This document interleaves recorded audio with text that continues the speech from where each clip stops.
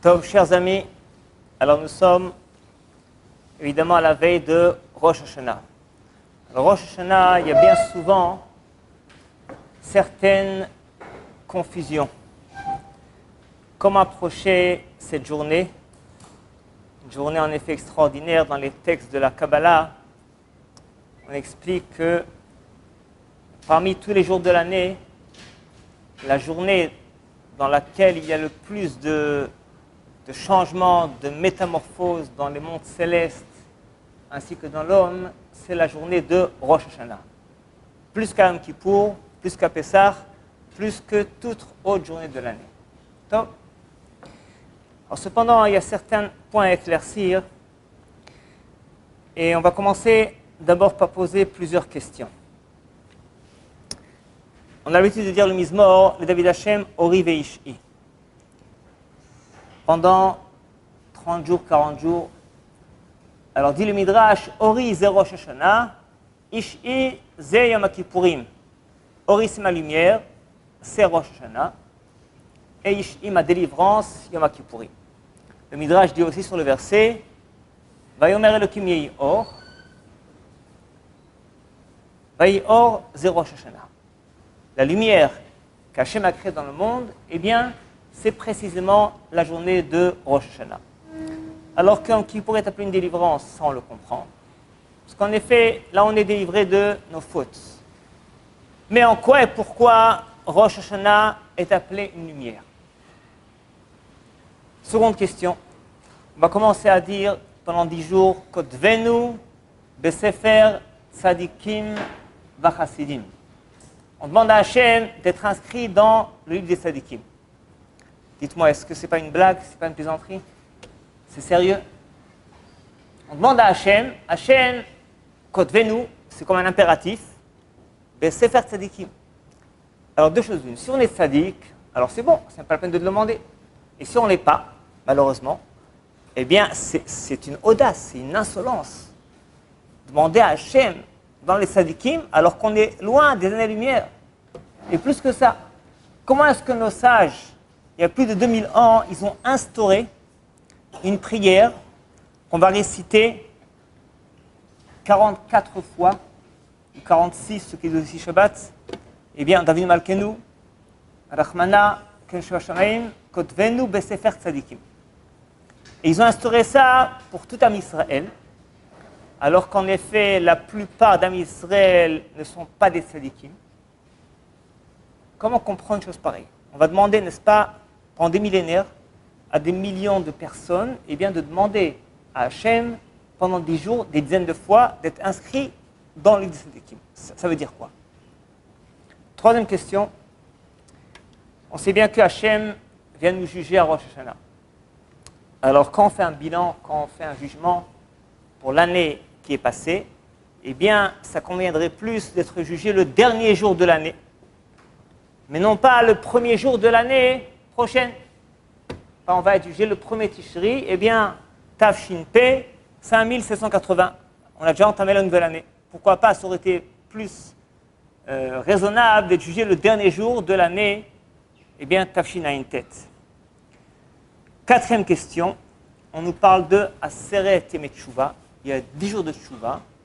Et donc, automatiquement, Rosh Hashanah, eh bien, ça fait aussi partie des 10 jours de Tshuva. Et on voit dans la Tfila, Rosh Hashanah, il n'y a pas de vidouille, pas de slichot, pas de tachanoun, pas de Nesilat Apayim, il n'y a rien. Voilà Tshuva. On parle de Malchut, Hashem Melech, Hashem Elokim, etc. Mais la Tshuva, proprement dite, elle n'existe pas. Elle n'est pas du tout dans Rosh Hashanah. Alors, où est la Tshuva, n'est-ce pas, de Rosh Hashanah, qui consiste en fait, n'est-ce pas, bien, c'est 20% des 10 jours de Tshuva. Donc, alors pour répondre à cela, on va ramener une Gemara.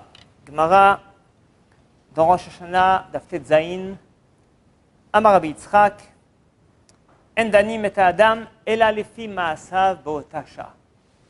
Rabbi Yitzchak vient avec, eh bien, une nouveauté vraiment extraordinaire, vient nous dire que lorsque tu es jugé à Rosh Hashanah, eh bien, on ne va pas te juger par rapport au passé, mais par rapport au présent.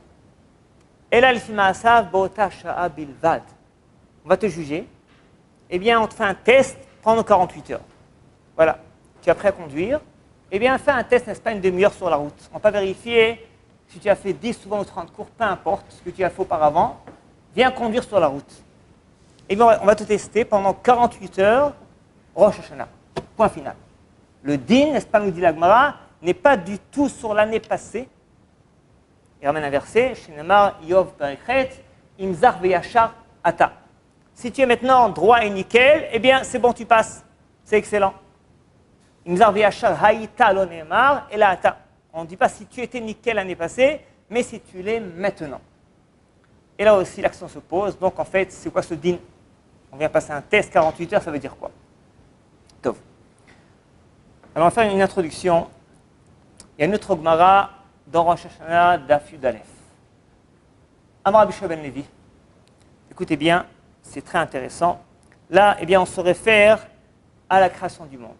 Kol ma'aseh bereshit, bekomatam nivreu, les datan nivreu, les tzivyonan nivreu.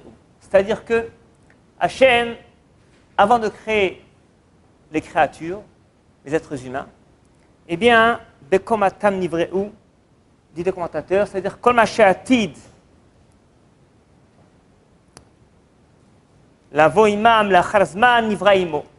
Tout ustensile, objet qu'ils ont besoin plus tard, a été créé avec eux. Deuxièmement, les datam, dit Rashi, she'alan chafetzim leibarot v'amruhen. Hachem a demandé aux créatures, est-ce que vous voulez être créés? Et ils ont dit oui. Qu'est-ce que ça veut dire? On va expliquer. Ceux qui se rappellent, on a souvent parlé de 3 dimensions de l'âme. Nefesh, Ruach, Neshama. Nefesh, la partie la plus basse, le domaine des instincts et des passions. Ruach, c'est au niveau du cœur, la volonté, l'initiative, la dynamique, la motivation de la vie. Et Neshama, au niveau de l'esprit, c'est elle qui est la plus subtile, la plus grandiose. C'est la compréhension, la réflexion. Ceux qui veulent bien étudier ça, regardent Nefesh HaChaim. Dans Shar Aleph, il explique bien qu'est-ce que c'est ces 3 dimensions. Et en fait, nous dit aussi le Nefesh HaChaim, Rabbi Chaim de Volodjin, qu'en fait, eh bien, l'homme, par rapport à sa partie qui est appelée Neshama, il est plus grand même qu'un malach, plus grand qu'un ange. Mais par rapport à ces parties qui sont Nefesh et Ruach, il est moins grand que le malach, que l'ange. Et en fait, les Neshamot existaient déjà auparavant. Avant de créer un homme, Hachem a demandé à la Neshama, est-ce que tu veux être créé dans telles conditions, dans tel pays, dans telle famille? Hachem a montré toutes les conditions qui sont les plus adéquates à telle Neshama, et la Neshama a dit oui, les datam nivraou. Plus que ça, les tzivyonan nivraou, nous dit Rashi, bidmut shebacharu lahem. Eh bien, la Neshama, elle a choisi l'apparence, la structure. Eh bien, bidmut, l'apparence qu'elle aura, ça veut dire aussi les conditions, les facultés physiques, matérielles, morales, intellectuelles, spirituelles, qu'elle aura toute sa vie. C'est un choix, eh bien, qu'un homme il a fait, il était d'accord. La Neshama, eh bien, a une perception grandiose de la vie. Elle savait exactement quelles sont les meilleures conditions pour mener sa mission de façon parfaite. La Neshama était d'accord. Top. Donc c'est un sujet un peu complexe, n'est-ce pas? Rosh Hashanah Daf Yud Aleph. Et entre parenthèses, c'est une des raisons pour lesquelles aussi nous dit la Torah, lo tachmod, lo titave. Il ne faut jamais convoiter la réussite de ton camarade. Pourquoi? Parce qu'en fait, les conditions que tu as, les facultés, les capacités, bonnes et mauvaises, sont les meilleures pour toi. Ta Neshama, on lui a demandé, eh bien, n'est-ce pas, elle a dit oui. On raconte par rapport à cela, eh bien, quelqu'un a quitté ce monde et il est jugé. C'était quelqu'un qui était droit dans la Torah toute sa vie. Bon, tout est plus ou moins nickel. Il y a juste un gros problème. Le monsieur était très très très riche, était milliardaire, et n'a pas assez donné de tzedaka, eh bien, selon sa fortune. Donc, eh bien, le jugement, eh bien, il faut être réincarné, encore une fois, atterrir sur terre, et pour faire ce tikkun et donner la tzedaka comme il faut. Donc, le monsieur se met à discuter, n'est-ce pas? Écoutez, vous savez quoi, en étant milliardaire et donner des millions de tzedaka, c'est difficile. Alors, il préfère être un homme simple, un homme pauvre, comme ça, donner quelques shkalim, c'est plus facile. Un homme, c'est impossible. Le tikkun, eh bien, c'est précisément que tu sois immensément riche et tu donnes des millions. Et lui, n'est-ce pas, connaissant cette épreuve très difficile qu'il a déjà passée, il a échoué, il supplie le Beddin Shel Mala. Il les supplie. À la fin de compte, en fin de compte, on lui dit, ok, admis, mais attention, rappelle-toi toute ta vie, eh bien, que ces conditions, tu les as demandées toi-même. Quelques jours après, il est dans une famille très pauvre. Toute sa vie, il se met à râler, à rouspéter pour son misérable sort, n'est-ce pas, qu'il n'a pas le sou. Alors qu'en fait, c'est les conditions que lui a demandées. Bon. Une histoire pour illustrer qu'en fait, eh bien, les conditions qu'un homme a, elles sont les meilleures. C'est les conditions que sa neshama a prévues auparavant. Hachem a montré le monde de A à Z, la vie de A à Z, et l'homme a bien compris, avant d'être créé, que ce sont les meilleures conditions pour lui pour arriver à sa mission. Donc, on revient à notre sujet. Le dit le Ramchal, sans le dire chaque fête, c'est qu'en fait, lorsque on va faire une fête qui s'appelle Pesach, Shavuot, Sukkot, Rosh Hashanah, Kippour, eh bien, ce n'est pas uniquement le fait de commémorer un événement qui s'est passé il y a des millénaires, mais c'est surtout le fait de vivre, encore une fois, cette fête. C'est-à-dire que, eh bien, à Shavuot, non seulement on se rappelle que la Torah a été donnée, mais on reçoit la Torah. Chaque année, Hachem nous donne la Torah à nouveau. À Rosh Hashanah, eh bien, le jugement, c'est une conséquence. C'est une branche du Ramchal. C'est faux d'imaginer que l'essence de la journée de Rosh Hashanah, c'est un din. Pas du tout. Le din, c'est une conséquence. C'est quoi la journée? C'est quoi Rosh Hashanah? Hachem mechadesh olamo. Mechadesh malchuto. Hachem va renouveler son monde, va créer le monde encore une fois. Il y a un machin qui est donné, tu prends une toupie, tu la fais tourner. Elle tourne jusqu'à ce qu'elle tombe. Si elle a tourné 4 fois ou 20 fois, ça dépend de l'énergie que tu as mis en faisant tourner la toupie. Par aussi, Hachem va donner au monde, chaque Rosh Hashanah, la capacité de subsister pendant une année. Et après un an, le monde s'écroule. Le monde, évidemment, il est là, il ne se calme pas, on ne voit rien du tout, il ne s'écroule pas du tout. Ça veut dire qu'en fait, les conditions du monde et de l'homme, elles vont durer une année entière. Lorsque Rosh Hashanah arrive, Hachem va renouveler le monde, va renouveler l'être humain, va donner des nouvelles conditions, des nouvelles missions, un nouveau poste à chacun. Et c'est pourquoi il doit nous juger, parce qu'il renouvelle l'être humain, parce qu'il va renouveler le monde entier. À cause de cela, il va nous juger. Et dit le Ramchal, Hachem kaviachol me'apes et olamo b'Rosh Hashanah. Le monde, il retombe à zéro. Le compte est remis à zéro, c'est-à-dire que même les forces du mal, koach hara, même les forces du mal sont mises à zéro. Raison pour laquelle le Satan, il s'embrouille, mitbalbel, b'Rosh Hashanah. Satan, il a peur de cette journée. Pourquoi? Parce qu'il sent que ses forces sont affaiblies. Et dans quelle mesure et quelle dimension le mal va être renouvelé? Dit le Ramchal, ça dépend de toi. C'est-à-dire que, dans la mesure où tu vas introduire en toi le mal, il va être introduit. Si tu fais attention de ne pas éveiller les forces du mal, de ne pas être intéressé par cela, il n'y aura aucun mal qui va rentrer en toi. Imaginez-vous quelqu'un qui, de Rosh Hashanah à Kippour, avait une maîtrise telle de soi qu'il n'avait aucune tendance vers tout ce qui est négatif, tout ce qui est mauvaise pensée, tout ce qui est avéra, mais aucune, tout était nickel, de Rosh Hashanah à Kippour, en effet, il sera nickel, Kodesh Kodashim, toute l'année. Parce que, les forces du mal étaient mises à zéro. Et elles vont être renouvelées par l'être humain. Les datam nivreu, les tzivionam, Hachem, avant de créer un être humain, il a créé selon sa volonté, selon son choix. Bidmout shebachlem. C'est d'ailleurs la tfila des Sfaradim marocains, on le dit tous les chaque matin. בעולמות שברא העולם הזה, בעולם הבא כרצונו, וכרצון יראיו, וכרצון כלל בית ישראל. והשם a créé le monde selon la volonté d'Am Israël de chacun. Chacun est bien bidmout shebachalu lahem. Avant d'être créé, avant de naître, c'est toi qui as choisi les conditions que tu as aujourd'hui. Parce que tu as bien compris auparavant, ta neshama avait une perception bien, parfaite et totale que ce sont les meilleures conditions pour toi, pour mener à bien ta mission.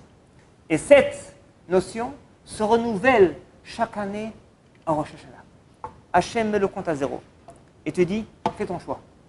Aujourd'hui, c'est à toi de choisir, à toi de jouer. Dans quelle mesure tu vas élever, tu vas introduire les forces du bien et les forces du mal en toi. C'est un choix que tu fais aujourd'hui. Les datam nivreu, bidmout shebachalu lahem. Tu es en train aujourd'hui de choisir exactement quelle structure aura ton année. De quelle façon tu es intéressé à élever ta dimension spirituelle, ton niveau spirituel, ton niveau moral. De quelle façon tu veux donner de l'importance, de la valeur à ta Torah, à ta tfila. C'est un choix que tu fais aujourd'hui. C'est-à-dire que il est évident qu'une personne ne peut pas, n'est-ce pas, être totalement transformée en 48 heures. Mais ce qui va être décisif, c'est le choix, le chemin que tu prends. Tu prends le train, dans quelle direction? Et je donne souvent le machal, à Rosh Hashanah et Kippour, tu prends une fusée. Et tu vas choisir la planète que tu choisis. Une fois que tu atterris là-bas, tu es coincé là-bas pendant une année entière. Tu pourras, pendant l'année entière, voyager de pays en pays. C'est Rosh Chodesh, tu fais un choix par rapport au mois. Tu pourras ensuite voyager de ville en ville. C'est Shabbat, tu fais un choix par rapport à la semaine. Tu pourras voyager de quartier en quartier. Tu fais un choix tous les matins en te levant. Shachit a un impact sur la journée entière, c'est écrit. Il y a aussi, n'est-ce pas, des choix tous les jours. Même chaque instant, tu fais un choix. Mais l'échelle, elle est petite, elle est minimisée. Rosh Hashanah et Kippour, l'échelle est annuelle. Tu es en train d'agir pour une année entière. Tu fais ton choix pour l'année entière. Tu prends le train qui va t'amener à une destination de Rosh Hashanah jusqu'à Kippour, jusqu'à Hoshana Rabbah. Et là, tu vas décider quelle va être ta dimension morale, spirituelle pour l'année à venir. C'est ton choix, c'est à toi de jouer. C'est pourquoi, en fait, Rosh Hashanah, Hachem ne nous juge pas sur le passé. Pourquoi? C'est le problème, grand problème qu'on a. L'habitude, ça a des avantages, mais ça a beaucoup d'inconvénients. Alors pourquoi on a mis les films ce matin? C'est pourquoi? Parce qu'on les a mis hier et avant-hier. Pourquoi est-ce qu'on fera Shabbat après-demain? Parce qu'on a fait Shabbat il y a quelques jours, il y a 10 jours. C'est-à-dire qu'en fait, on est habitué à faire Shabbat, à faire la tfila, à mettre les tfilines, et on continue à le faire. Alors que la grandeur de l'homme, c'est de savoir faire un choix chaque instant, chaque jour. Rabbeinu Yonah, dans son livre Yesod HaTshuva, vous dit quelqu'un qui fait Tshuva, et il dit, je vais te diriger comment faire Tshuva. Quand tu fais Tshuva, considère que tu es né aujourd'hui et que tu n'as aucune mitzvah, aucune avera. Lo zchut velo chova. Aucune mitzvah, aucune avera. Pourquoi aucune mitzvah? Parce que, si tu continues à faire tes mitzvot par l'habitude, tu feras aussi la averot par habitude. Et il faut se déconnecter du passé. C'est ça le trésor qu'on a de Rosh Hashanah, la lumière de Rosh Hashanah. On te dit, tu vas oublier le passé. Laisse ton année de côté, tu vas recommencer une nouvelle année du pied droit. Avec, une note optimiste. Tu vas dire Hachem Melech, Hachem Elohim. Oublie le passé. C'est interdit de regretter les fautes à Rosh Hashanah. C'est interdit de faire le vidouille. Pourquoi? Parce que Hachem veut que d'abord tu t'élèves. D'abord tu acceptes la malchut Shamayim.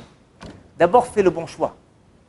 On te met, n'est-ce pas, eh bien, dans une journée, dans le palais royal. C'est quand il dit, eh bien, venez visiter mon palais royal. On parle de la Malchut Hashem Melech. On vient prier pendant 48 heures. Dans le palais royal, fais ton choix. Tu dis oui à Hashem, eh bien, je veux faire le bon choix. Et c'est pourquoi on dit Kodvenu besefer tzadikim. On ne vient pas déclarer qu'on est tzaddik, pas du tout. On sait qu'on est loin d'être tzadikim. Pas du tout ça. Mais je dis à Hashem, je fais mon choix. Aujourd'hui, eh bien, je choisis la bonne direction qui va me conduire à être tzadikim. Ça peut prendre des semaines, des mois, des années, c'est pas grave. La vérote qu'on a fait, qu'est-ce qu'on va en faire? La vérote qu'on a fait, on va s'en occuper le lendemain de Rosh Hashanah. C'est-à-dire dans l'homme, deux parties différentes. Il y a l'homme, ce qu'il est même, l'essence de l'homme, et il y a l'action humaine. La Mishnah dit dans Kiddushin, bien connu, quelqu'un qui a donné une bague à une fille, elle lui dit attention, monsieur le Khatan, je veux que tu sois un tzaddik gamour. À condition de cela, je me marie avec toi. Il lui dit, je te garantis que je suis un tzaddik gamour. Dit la Mishnah, même s'il est rachat, eh bien, il y a quoi de crainte qu'elle me coupe d'échette. Pourquoi? Parce que peut-être qu'il a pensé à la tchouva quand il a mis la bague. Pensez à la tchouva, la belle affaire, c'est à la tchouva. On dit vidouille, khata, il faut regretter, il faut pleurer, vidouille. C'est quoi la tchouva? La réponse est, n'est-ce pas, il y a deux parties dans la tchouva. L'être humain, il peut par une pensée de tchouva, une seule résolution du fond du cœur, eh bien, être transformé en tzaddik. Mais tant il a des milliers de avérotes, c'est vrai, il faudra les réparer. Ça prend du temps, ça on le fait après. Ça on fait le lendemain de Rosh Hashanah, de Tzom Gedalia jusqu'à Kippour. Toute la semaine, tchouva me'ira, par crainte. Shabbat Kodesh, tchouva me'ahava. Yom Kippourim, les trois notions viennent ensemble. Tchouva me'ira, tchouva me'ahava, et aussi Malchut Hashem, comme Rosh Hashanah. Mais Rosh Hashanah, c'est 2 jours de tchouva, une tchouva particulière dans laquelle on te dit, oublie tes fautes. Il n'y a pas de vidouille, ne fais aucun regret. Uniquement, n'est-ce pas, tu prends Malchut Hashem, recommence du pied droit. Fais le bon choix, n'est-ce pas? Kotvenu besefer tzadikim. Prends la bonne décision. Rosh Hashanah, c'est écrit en effet, il ne faut pas être attristé, il ne faut pas être tendu, pas être énervé, il faut être plein de motivation. Hashem Melech, on vient introniser le roi. Une des raisons pour laquelle on sonne le shofar c'est la trompette juive. Alors on nommer les rois avec des trompettes, et bien aussi on vient nommer le roi qui est Hashem Melech, avec le shofar. Alors nommer un roi en étant attristé, en étant brisé, en étant énervé, c'est pas du tout ça. Il faut introniser le roi. Il y a 2 notions, deuxième farshim de Rosh Hashanah. Il faut en effet une crainte d'Hachem, yirat Hashem, c'est vrai, mais il faut aussi simcha, il faut aussi une joie de recevoir Malchut Hashem. En effet, dit le Midrash, sur le verset qu'on dit tous les vendredis soirs, avant Kabbalat Shabbat, Aziranenu kol hatzayar kiva lishpot et haaretz. Eh bien, les arbres de la terre sont pleins de joie. Pourquoi? Parce que Hachem, il vient. 2 fois, kiva lishpot haaretz. Hachem, il vient juger l'univers. Pourquoi 2 fois? Kiva Rosh Hashanah, kiva Yom Kippourim. Hachem, il vient. Il vient comme pénétrer dans ton cœur et ton esprit. Et il va vérifier comment est-ce que tu le reçois. Rosh Hashanah et Kippour, Rosh Hashanah, comme son nom l'entend, c'est la tête de l'année. Kippour, c'est le cœur de l'année. Hachem vient pénétrer dans notre cœur et notre esprit. Et ce qui est important, comment est-ce qu'on le reçoit? Alors quand un roi il vient, on est content, on est heureux, on a une crainte aussi. Encore plus quand Hachem vient. Alors une crainte, c'est pas comme si on a peur d'un lion, alors on veut ne pas qu'il s'en aille ou qu'il meure. Alors cette peur d'Hachem, ce n'est pas du tout une peur positive. La peur d'Hachem, c'est une crainte de la grandeur d'Hachem. Au contraire, il faut vouloir se rapprocher d'Hachem. C'est pourquoi on a Eirat Hachem et aussi Simcha, une joie intense, permanente d'être proche d'Hachem. Parce qu'Hachem, il vient pénétrer dans notre cœur et dans notre esprit. C'est ça précisément la journée de Rosh Hashanah. Dans cette optique, dit le Midrash, Ori, c'est Rosh Hashanah. c'est une lumière grandiose. Pourquoi? Parce qu'il y a aussi une façon de penser qui est très optimiste pour l'homme, très encourageante. On te dit, laisse tes avérotes de côté et viens t'élever, sois plein de motivation, plein d'espoir en toi-même, plein d'espoir en Hachem, plein de confiance en Hachem, que tu peux être aujourd'hui un autre homme. Tu peux être métamorphosé. Comme dit le Midrash, Imru lefanai malchuyot, ve'ani borotchem bideh hadasha. Dites en face de moi malchuyot, c'est-à-dire proclamez que je suis le roi, c'est-à-dire acceptez-moi en tant que roi qui va vous diriger toute la vie de A à Z, marshava, du bourou maasé. Ve'ani borotchem bideh hadasha, et je vais faire de vous des nouvelles créatures. On peut être transformé, métamorphosé le jour de Rosh Hashanah. Il y a un remède sympathique. Pourquoi est-ce qu'on trempe la pomme dans le miel, le pain dans le miel? Parce que le miel a pour caractéristique de transformer tout aliment en miel. Mettez un aliment dans du miel, dans 3-4 mois, il n'y aura que du miel. Ça transforme tout aliment en miel. Par aussi la journée de Rosh Hashanah, les 48 heures peuvent te métamorphoser. Tu peux être un autre homme, et bien grâce à Rosh Hashanah. La question est posée, bon, c'est beau tout ça, mais l'expérience montre, n'est-ce pas, qu'après Rosh Hashanah, après Kippour, après Sukkot, bon, ça tient bon, une semaine, 2 semaines, et boum, on retombe. En effet. Alors, il faut savoir, n'est-ce pas, que ce retomber, non seulement c'est normal, c'est naturel, c'est évident, mais c'est plus que ça. A priori, comme ça, Hachem a créé le monde et l'homme. C'est-à-dire que même les grands tzadikim, même ceux qui, toute l'année, eh bien, leur journée ordinaire, c'est comme pour nous, Yom Kippourim, c'est vrai, mais leur Kippour, ils sont à un niveau beaucoup plus élevé. Et eux aussi, ils vont retomber après Kippour de leur niveau spirituel qu'ils ont atteint. Il n'y a personne au monde qui peut rester toute l'année comme Rosh Hashanah Kippour. Donc pourquoi Hachem a fait les choses ainsi? C'est très simple. Rosh Hashanah, c'est une lumière. Yom Kippourim, c'est une délivrance. Grâce à ça, eh bien, tu vas rayonner. Tu vas être plein d'entrain, de motivation. Tu vas te surpasser 48 heures. Tu vas te surpasser 24 heures de Kippour. Tu vas montrer à Hachem, montrer à toi-même de quoi tu es capable. Dans la tchouva, n'est-ce pas, dans la métamorphose, dans la volonté, la motivation. Tu vas t'élever, te surpasser. Tu vas être délivré par Yom Kippourim.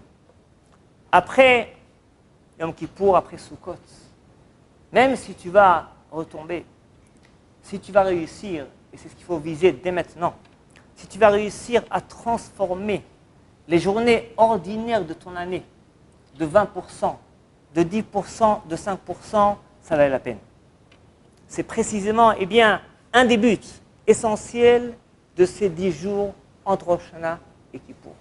Le fait de pouvoir, eh bien, élever la dimension de ta tefila de 10%, ton Shabbat de 20%, ton étude de Torah de 30%, etc. Chaque mitzvah, tu vas agir, eh bien, de l'élever, de considérer, de valoriser la mitzvah beaucoup plus que tu l'as fait l'année dernière, et cela, tu l'as fait grâce à Rosh Hashanah et Kippour. Et pour cela, eh bien, il faut aller très haut. Il faut mettre la barre très haut pendant Rosh Hashanah et Kippour. Il faut dire, il faut déclarer, il faut prier, il faut supplier, il faut crier « Kotvenu besefer tzadikim ». C'est-à-dire, Hachem, je prends le bon train, la bonne direction. Je choisis, n'est-ce pas, la direction qui va me conduire à la tzidkout, à être tzadikim, même si je suis loin, je vais me rapprocher de 5%, 10%, 50%. C'est pourquoi, en effet, on a aussi une semaine entre Rosh Hashanah et Kippour. Pourquoi? C'est pour commencer à mettre en œuvre, à expérimenter ce qu'on a pris comme décision à Rosh Hashanah. On a décidé de prendre un nouveau chemin, c'est faire tzadikim. Eh bien, on doit le mettre en œuvre. On doit commencer, n'est-ce pas, à le concrétiser par rapport à la tfila, à la Torah, au Shabbat. Il y a un cycle de 7 jours, avec Shabbat aussi, pour mettre en œuvre précisément, eh bien, l'élévation spirituelle qu'on avait pendant Rosh Hashanah. Encore un élément qui doit nous conduire pour Rosh Hashanah, on dit nos sages, Simana Miltahi. C'est-à-dire que, eh bien, même un symbole, un signe, ça a une importance. C'est-à-dire que, et les Rosh Hashanah, on prend des dates et on dit Sheitamu, Tmarim, Sheitamu. On trempe la pomme dans le miel, le pain dans le miel, pour avoir une année douce.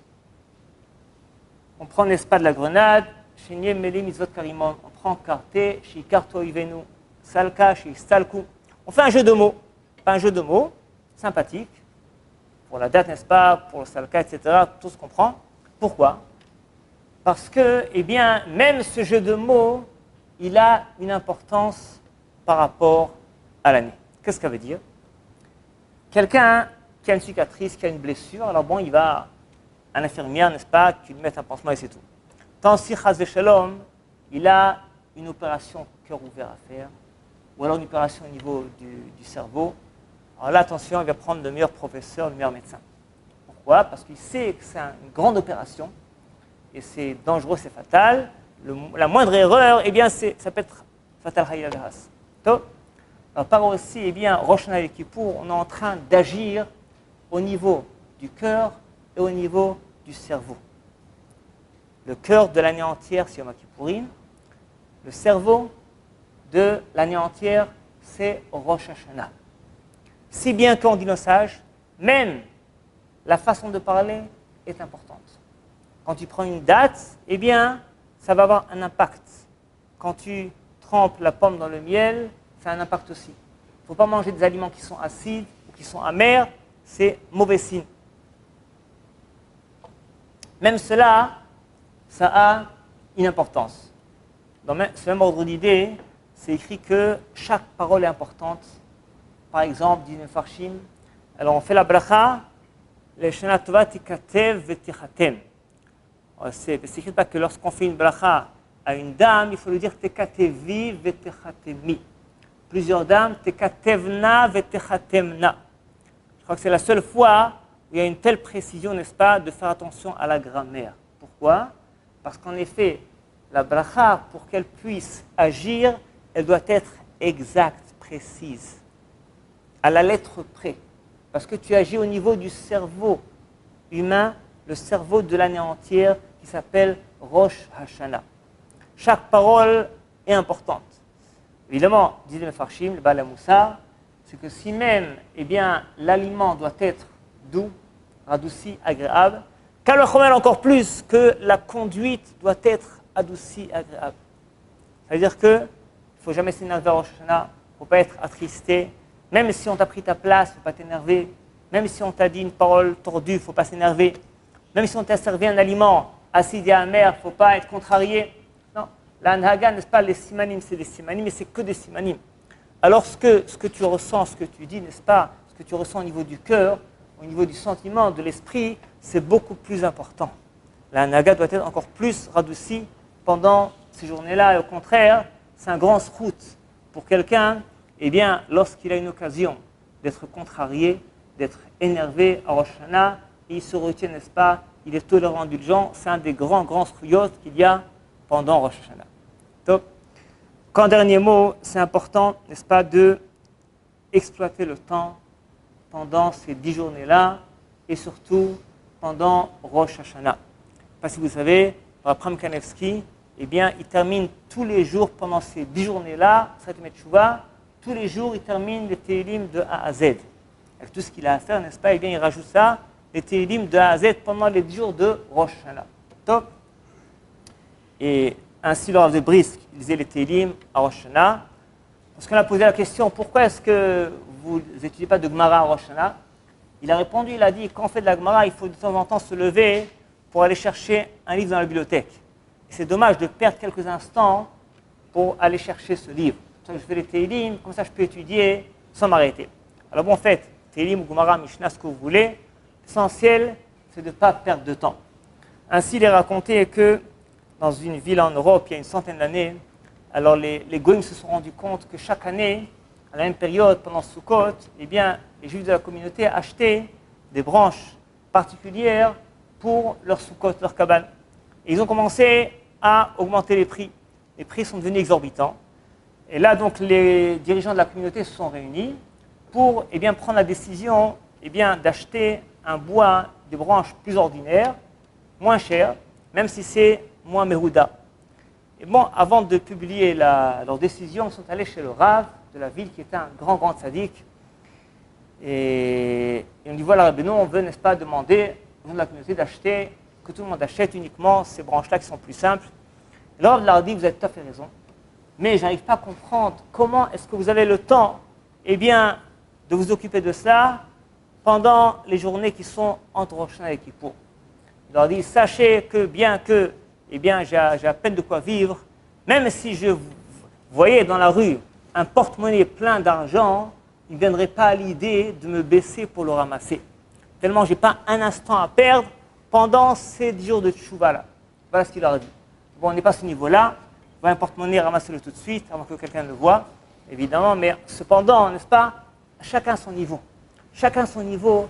Ne pas perdre, n'est-ce pas, 1 heure, 1 demi-heure, 3 quarts d'heure pendant Rosh Hashanah, à papoter, à rêvasser, à discuter, n'est-ce pas. Il faut être en Torah et Tfila, sans être stressé, il faut dans la joie, n'est-ce pas.